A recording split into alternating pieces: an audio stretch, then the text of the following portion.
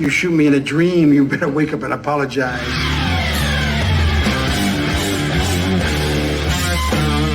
Stuff your sorries in a sack, mister. That doesn't matter.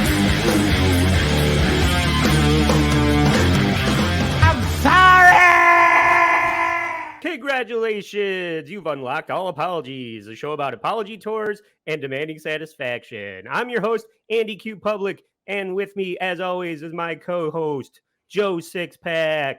What's going on, everybody? This is our first video. Well, there's a lot of new things happening right now, Andy, right?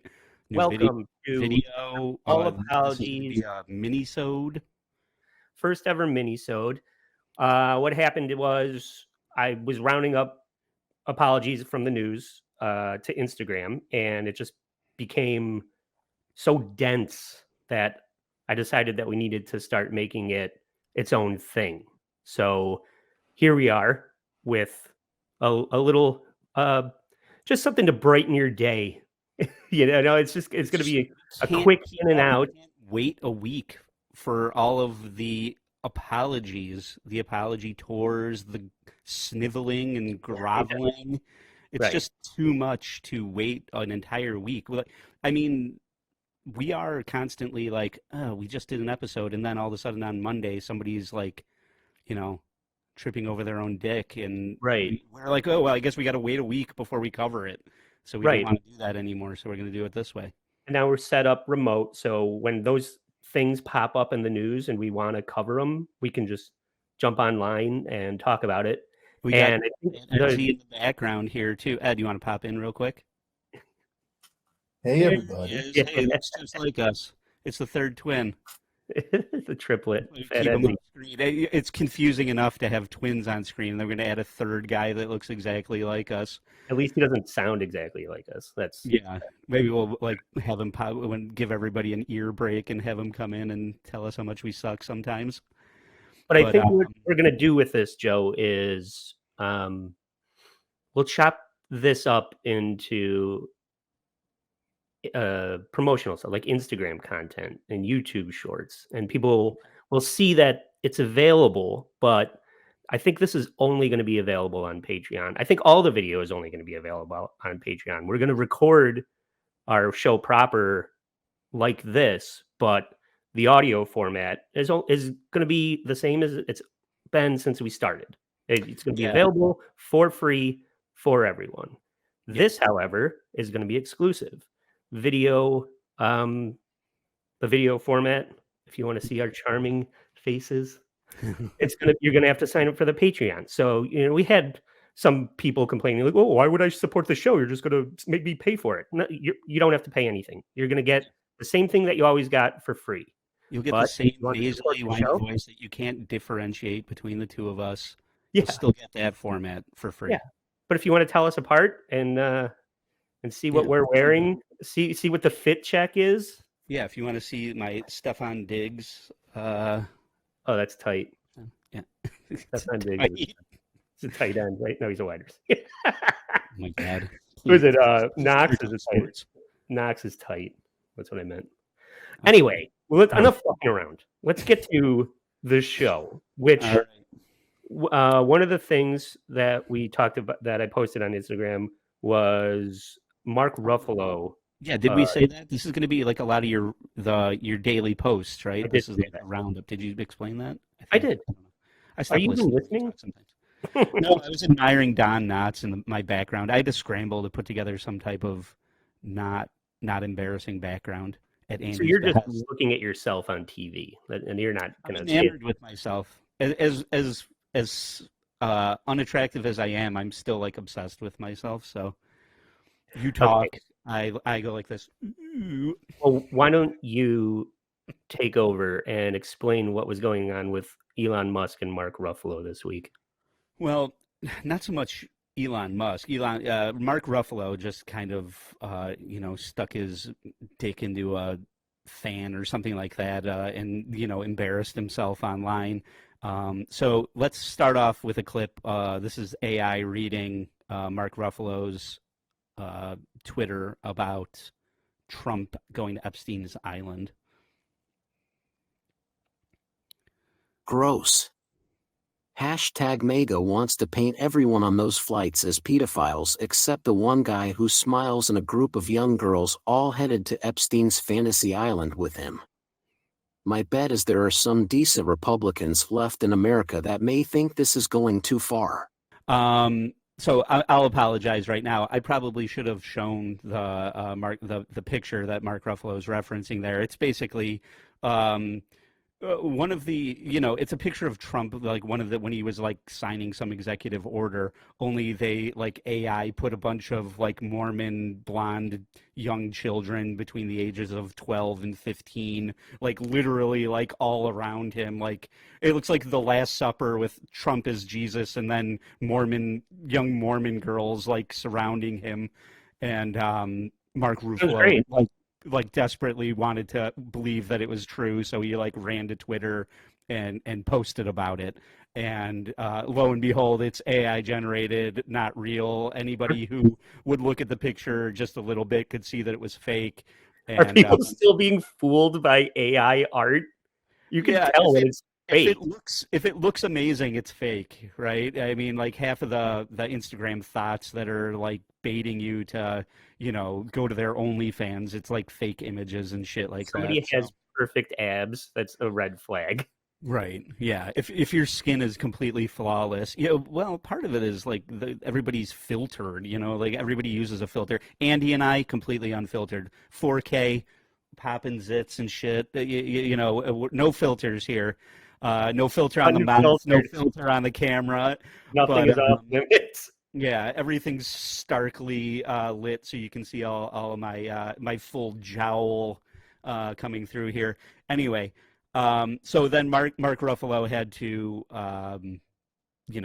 put his tail between his legs and take that back. And you would think that would be a groveling apology, but it's not. Sorry, folks. Apparently these images are AI fakes.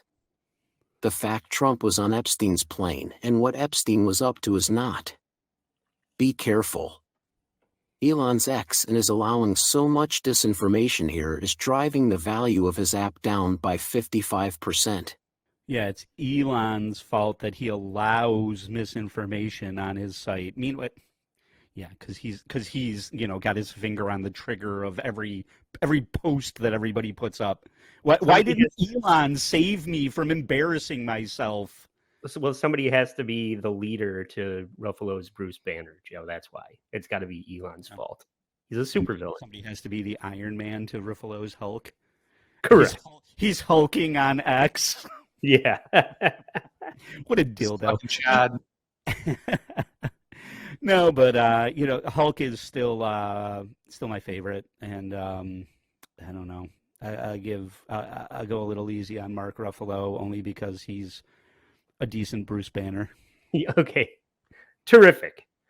Moving on, the next story that I recall from the week was the New Orleans Saints spanked the Atlanta Falcons last weekend, and it was so embarrassing. What's that? Neither of them are in the playoffs. Well, right, but the Saints went out with a bang. They spanked them in an irrelevant game. Anyway, sorry. Go ahead. But Dennis Allen, the head coach of the Saints, had to issue an apology for winning too good. And the Falcons got massacred. It was just an embarrassing amount of sacks and turnovers. And with about a minute and change left in the game, the Saints intercepted for a 90-yard return on the one. And they were already up. It was 41-17, and they're on the one. And the sportsmanlike thing to do would be to say, we've demoralized Atlanta enough, just take a knee and the win. But the Saints had, and the Saints and the Falcons are rivals the way that the Bills and the Dolphins are. They just division rivals. Okay. Yes, they're division rivals. So a player, Jamal Williams, hadn't had a touchdown all season. So he loves anime. Fantastic. Dynamite drop in, Joe. That's all I know. Okay. So the players are like, this is the chance for Jamal to have a TD before, the whole season proper is over. And that leads them to take it upon themselves. The coach said, take a knee. The players said, we're going to get Jamal a TD. They're going to Friday night. They're going to varsity blues this and throw it to Tweeter. And that leads to Atlanta Falcons head coach Arthur Williams having this critical meltdown on Dennis Allen after the game. Oh, and Arthur Smith's hot. That Dennis Allen scored a touchdown at the end. He is hot. He said, what are you doing? And he's going at Dennis Allen. I understand that. You can read his lips, and you know. And I think he's got it right, by the way, to do that. You can more than read his lips. You could hear what he said. Yeah, showing your ass. That's your problem. Yeah. Is it Dennis Allen's fault that the Falcons are playing like it's fucking preseason middle school bullshit? I don't think this is the case, but sometimes it matters to like Jamal Williams' wallet, right? Like maybe one more touchdown gets him a bonus or something like that. Now, I'm not saying that's true. I don't know what the case is that, but or if that's the case. But You're telling tales out of school, Joe. I'm just saying sometimes it benefits an individual to score that touchdown more than it benefits the team or saving your pride from getting an ass whooping, right. A man-sized ass whooping, right. Whatever.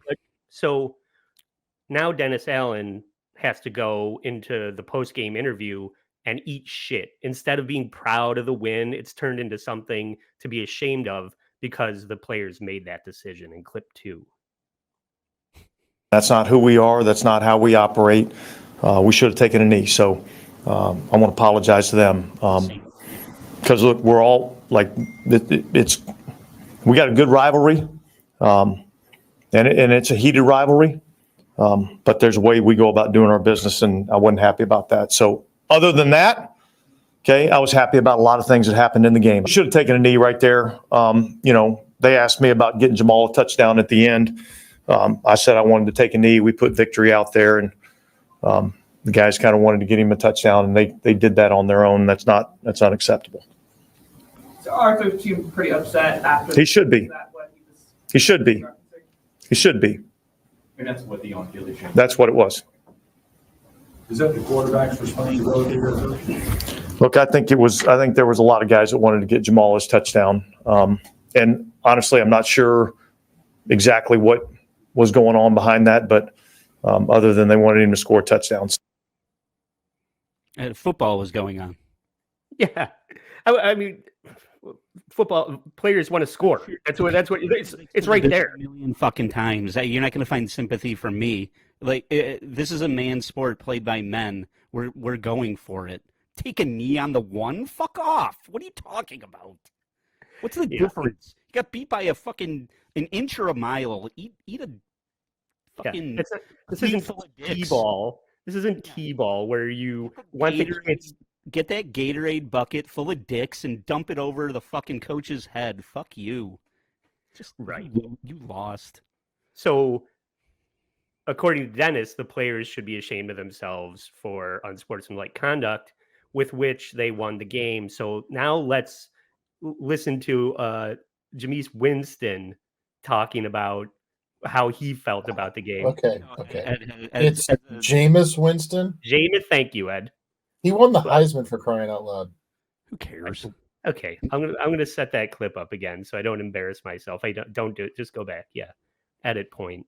Okay, what was it? Jameis. Yeah. Okay. Yes. That's not a fucking name. Okay. All right. Well, I apologize to DA because the play was victory. But I also explained to DA that it was a team decision. And I think when you have a team morale, and I asked the guys, I said, guys, like, what do you want to do? We know how much Jamal means to this team, and I understood from DA's perspective. So I give him that. But DA didn't condone that at all. He didn't. However, we decided as a team to do it, and man, we got an interception to the 1 yard line. So if we would have scored, would it still would have been disrespectful? Right. So Tyron wasn't in on it. Yeah, I just wanted to end it on that expression. They're talking about how bad Atlanta's quarterback performed. You should have seen. I was watching the highlight reel. Just sacked, interception, humiliated. That's why Arthur Smith was so mad, because they got humiliated. Yeah. Well, my perspective on this, it's not unsportsmanlike to leave it all on the field, to go for that one, to go for the touchdown, give him the touchdown. That's not unsportsmanlike to me. I do have an issue with coaches making decisions and coaches sending in plays and players saying, we're not doing that. That's in the military, that would be like insubordination. And coaches, coaches are there for a reason, and that's like snubbing your nose at authority. Now, I have no fucking, respect for authority for the most part either. So I don't really, I don't care about this or anything like that. But I would be more concerned from an organizational level that the players just decided to do something that the coaches didn't sanction or didn't call. That's more of a problem. Last game of the season, who gives a shit? But I would consider that more of an internal issue with respect and the chain of command and things like that. Running a touchdown in at the very end, who cares? You're right. Who cares? Let's move on to the next teams that are not in the fucking playoffs. Joe, you're ruining my spectacular segue. Oh, I'm sorry. Let's transition, if we will, to the Lauren Boebert was back in the news. Yeah, I'm sorry I interrupted you throwing it back to me so I could speak more. Congresswoman Lauren Boebert, we've covered on the podcast before. She was apologizing for what was her last apology about? Carrying on at Beetlejuice. Yes, okay. And that's where a lot of the video that you'll see is from that. She should be apologizing for, giving everybody in Colorado food poisoning that ate at a restaurant or something too. Like, she's done, she's a bit of a clown. Not to interrupt you, but you mentioned that there wasn't really an apology associated with what you were looking at. And the apology we're pulling, there was no apology, but yeah, you said there was. The article that it came from was saying that her ex was apologizing for making himself a spectacle in public. He sure did. Let's get into that. So in this first one, speaking of that, here is Jason Boebert being a little bitch. According to the affidavit filed for the Saturday incident, Jason Boebert called Silt Police to report domestic violence abuse at the Miners Claim restaurant just before 8 p.m. Saturday. He claimed Lauren Boebert punched him in the nose. The responding officer spoke outside the restaurant with Lauren Boebert, who said she and Jason Boebert were speaking about their relationship, and as the conversation got heated during an argument, she put her finger on Jason Boebert's nose to end the conversation, according to the affidavit, and that was when he called the police. So this is like a husband calling the cops for because his wife is physically abusing him. Yeah, that sounds believable, right? Yeah. He's clearly just trying to smear her, right? They're not getting along. The video here is from her acting up at the Beetlejuice thing. I just found it. Beetlejuice incident. She's like, whatever, doing the pony or some shit in the middle. She's the only one very excited about Beetlejuice or whatever. She's vaping, and you see the one lady tapping. Yeah. Hey, could you fucking calm down a little bit? That lady's this is not an evening at the Apollo. Yeah, right. Yeah, she's having her own time in these video clips, but those clips are something else. So we're hearing the AI article read to us here from the Denver Post, by the way, for non-free boot, whatever, to give them a little credit. So let's go to our next clip here. I called this one "She's a Chad." Lauren explained to the officer that Jason is hurt and she believes he is doing this tonight to make her suffer like he is after the divorce, the affidavit states. The two had been drinking, but Lauren Boebert said Jason Boebert drank more than her while at their old house before going to the restaurant. Lauren Boebert said while at the house, things got tense and Jason had come at her, and she shoved him away. During Lauren Boebert's interview with the officer at the restaurant, Jason Boebert, who police described as highly intoxicated, was yelling and eventually went back into the crowded restaurant. Yeah, she also said he can't hold his liquor and he's got a small dick. I'd like to point out real quick. This is the oldest playbook. That's the oldest statement in the book.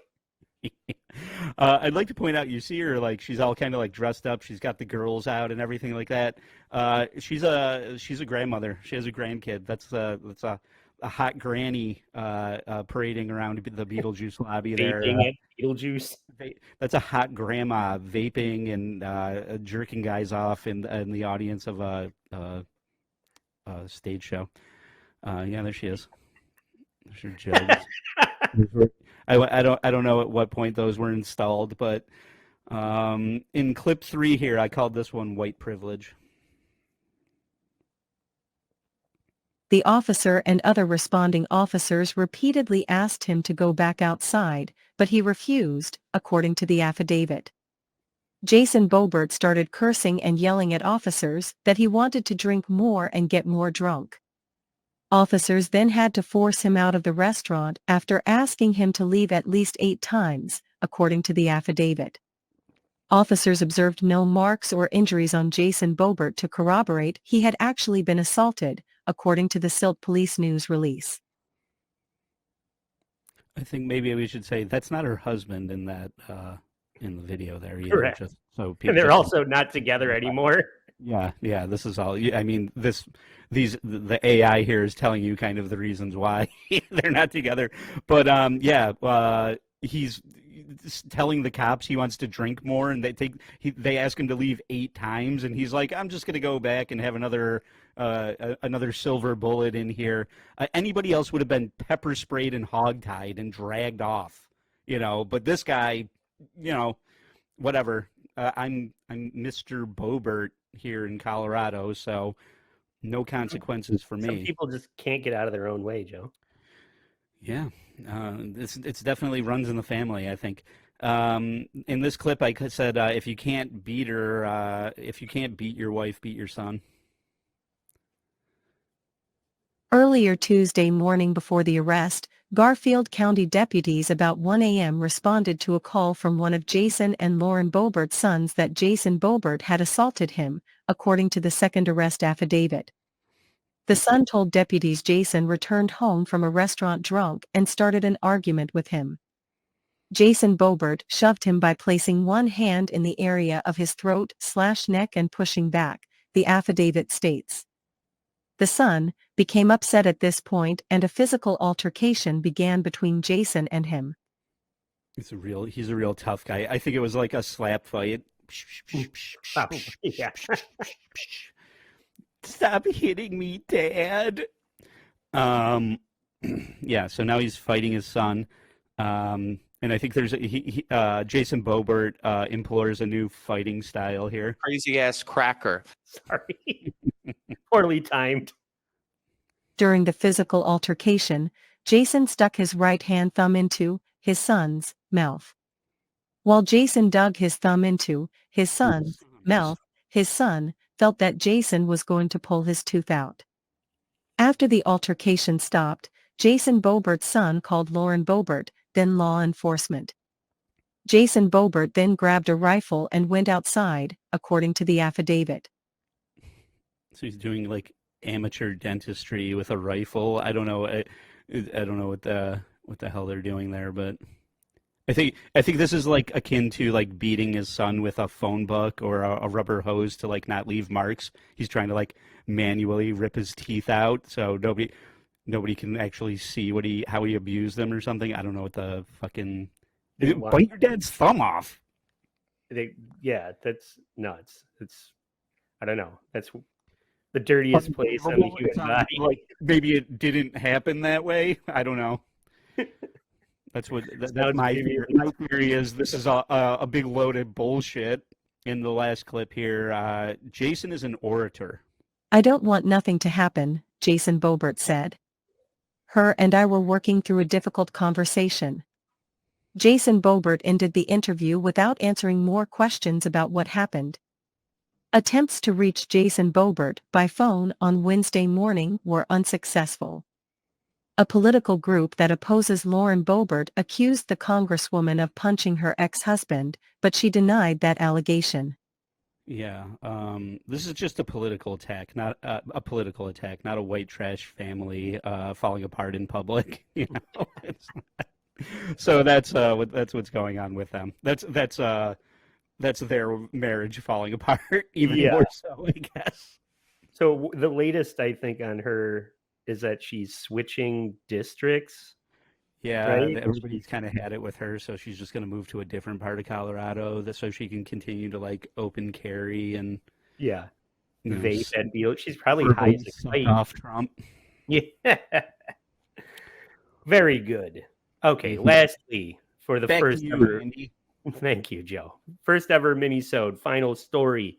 Joe Coy hosted the Golden Globes this year. They went from not bothering having award show hosts to bringing in Joe Coy, who I have zero opinion on. Do you have any? Gay or a woman, as far as I know, so they already fucked up. They went for diversity, but they didn't go full South Park. Kathleen Kennedy with it. Their cred. They didn't. Also, Joe Coy's never been funny. Well, that's my point. I don't know why you would elect to have this guy host the Golden Globes. They should have gotten Elaine Boozler. That probably would have been better. Especially when we watch this first bomb that sets the tone for Joe Coy's whole night. The key moment in Barbie is when she goes from perfect beauty to bad breath, cellulite, and flat feet. Or what casting directors call character actor. Yo, I got the gig 10 days ago. You want a perfect monologue? Yo, shut up. Well, 10 days ago. He didn't know he was doing this until 10 days before it happened. And that is a bad joke because they don't have any writers on staff? No, they do. But it's an inside baseball joke. Like, a character actor is code for not Hollywood hot. Well, the audience should have laughed. He should have gotten a laugh because he went inside. Nobody that's watching it on television would really get that. And it sounds like you're calling Margot Robbie a character actor. And I saw Suicide Squad and I, Tonya. Pretty good work. I'm not lying. I watched Wolf of Wall Street last night, or fell asleep watching Wolf of Wall Street. And I'm like, this is the real Barbie movie. Yeah, this is the Barbie movie. You fell asleep shortly after the part where she comes out completely naked. I fell asleep after I jerked off to that. Yeah, you got a little sleepy, is what you're saying? I understand. I never even made it that far. I didn't even make it into the movie, like, by the time I fell asleep. Well, it gives you a reason to rewatch it. I'd like to point out, back here, this is Martin Scorsese, signed by Scorsese, everyone. Terrific. Eat your heart out, nerds. Yeah. Anyway. Now Joe needs to defuse that bomb that he just put out there, and his move is to use the rest of the writers as a human shield. You're kidding me, right? Slow down. I wrote some of these, and they're the ones you're laughing at. Right. So the jokes that you don't like were written by the people that aren't on stage. I'm really impressed that somebody wrote half of it for you. You know, if you're a stand-up in a club, you don't go, that bombed. Oh, the writers wrote this for me. That's not a good excuse. Correct. And the writer of the monologue said, "This isn't my first rodeo. I worked on the Kareem Abdul-Jabbar roast." Is there an open bar here? That's who wrote that monologue. How the fuck? I mean, obviously he's a last-minute choice, or we couldn't get somebody dropped out or something. I don't know who they had going. Tiffany Haddish decided she didn't want to do it, so they got Joe Coy. They're not going to call you back. You're not going to get next year because you fucking blamed everyone around you for sucking. Correct. Just punch. He should have begged somebody to come and slap the shit out of him on stage. Right. The bigger fallout in the media, though, came from what was actually a pretty funny joke at the NFL's expense, but Taylor Swift doesn't seem to know how jokes or bangs or being a good sport works. The big difference between the Golden Globes and the NFL, on the Golden Globes, we have fewer camera shots of Taylor Swift. I swear. There's just more to go to. Has she done anything self-deprecating that wasn't her being a nerd version of herself in one of her videos? Yeah, she's klutzy and lonely. Even De Niro laughed at the joke that was about him. And that guy, he's one of the most humorless guys in all of Hollywood. That when somebody isn't writing something funny for him, he has no sense of humor. Yeah. And, Did and he laughed. He did it. The biggest difference between the Golden Globes and the NFL was something about Taylor Swift? That's what you think the biggest difference is? No, the biggest difference between the Golden Globes and the NFL is that no one gives one fuck about the Golden Globes. Except for a fraction of a percent of people in this country. That's right. Then Joe had to try and walk it back. Say Joe Coy. Yeah, you make it sounds like you're talking about me. You don't want to be Joe associated with joke. Mr. I mean, that could be Coy. true, but Mr. Coy had to try and walk this back at the after party interview, and because everybody is worried about the puss on Taylor's face and the bug up Taylor's ass. Taylor's reaction to your joke this week? Oh, man. What'd you think? It was cute. I was just saying, it was cute. I was just saying, it's just less cutaways. You know what I mean? That's all. You know, I still remember when the Chiefs won the Super Bowl, what a dick Travis Kelce was in the post-game interview. He had like snot running down his face, and he was saying, "Oh, you all suckers that doubted us, blah blah blah." And he's an asshole. Just make better choices, Taylor Swift. I can hear you writing your breakup song already with this guy, but I don't know, Joe. That was the week in review of apology tours. How do you think the first ever mini-sode went?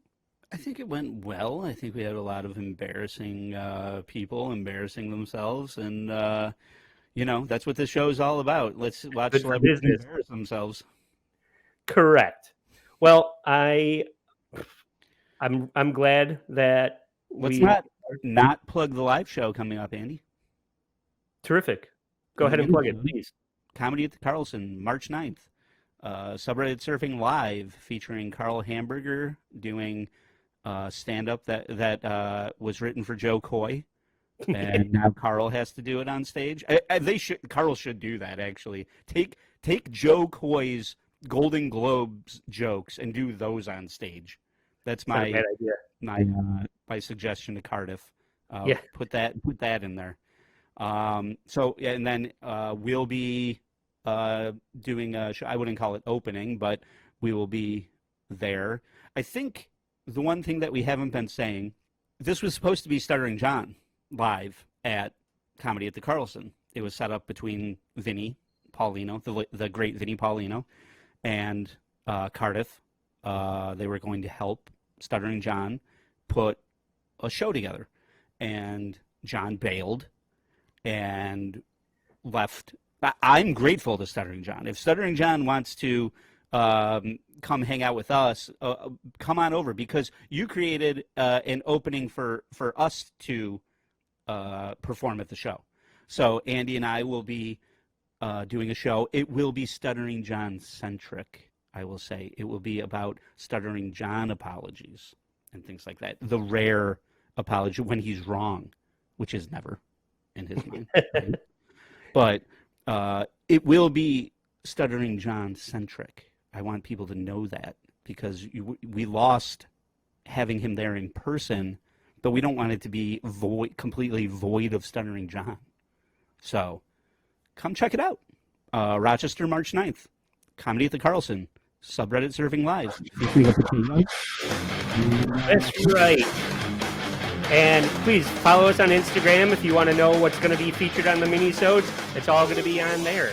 And please go find the show at the RSS feed that's on the Instagram. Like and follow, rate and review for Andy Q Public and Joe's Six Pack. Stay sorry.